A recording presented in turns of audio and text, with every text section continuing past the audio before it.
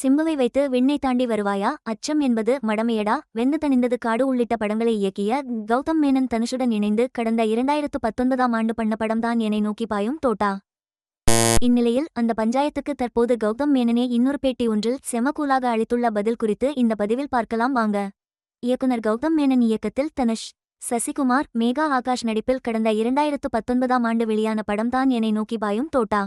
அந்த படத்தின் இசையமைப்பாளர் யார் என்பதை கண்டுபிடிங்க என்றெல்லாம் ட்விஸ்ட் வைத்து மறுவார்த்தை பேசாதே பாடலை வெளியிட்டு இருந்தார். தர்புகா சிவாதான் படத்திற்கு இசையமைப்பாளர் என்றும் இந்த முறை AR ரஹ்மானுடன் இணையவில்லை என்பதையும் அவர் வெளிப்படுத்தினார். படத்தில் இடம்பெற்ற அனைத்து பாடல்களுமே இளைஞர்களை கவர்ந்தன. ஆனால் படம்தான் படுத்துவிட்டது. விமர்சகர் பரத்வாஜ் ரங்கநாதன் சமீபத்தில் கௌதம் மேனனை பேட்டி எடுக்கும் போது தனுஷுடன் நீங்க பண்ண படம் என்னை நோக்கி என அந்த படத்தின் முழு பெயரை தெரியாமல் தடுமாறி பேசும்போது விளையாட்டாக கௌதம் மேனன் அது என் படமே கிடையாது, நான் பண்ணவே இல்லை என கூறினார்.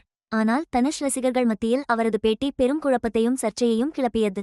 இயக்குனர் கௌதம் மேனன் சூர்யாவை தொடர்ந்து தனுஷுக்கு எதிராகவும் பேசிவிட்டார் என தனுஷ் ரசிகர்கள் சோஷியல் மீடியாவில் அவரை போட்டு பொழக்க ஆரம்பித்துவிட்டனர்.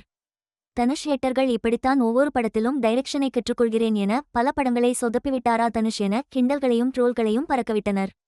இந்நிலையில் அது சும்மா நான் காமெடியாக சொன்னது, என்னை நோக்கி பாயும் தோட்டா என் படமே இல்லை என நான் சொல்ல காரணம் அந்த படத்தின் 2ஆம் பாதியை நான் சரியாக பண்ணவே இல்லை.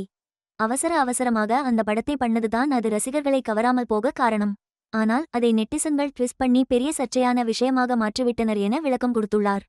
மலையாள திரையுலகின் முன்னணி நடிகரான மம்முட்டி தனது சொந்த தயாரிப்பில் தயாரித்து நடித்த டொமினிகன் தி லேட்டீஸ் பஸ் படத்தை கௌதம் மேனன் இயக்கியிருந்தார்.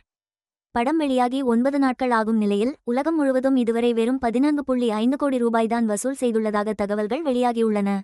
மலையாள படங்கள் 100 கோடி வசூலை கடந்த ஆண்டே குவிக்கத் தொடங்கிய நிலையில் மம்முட்டியின் படமே பெரிதாக வசூல் செய்யவில்லை.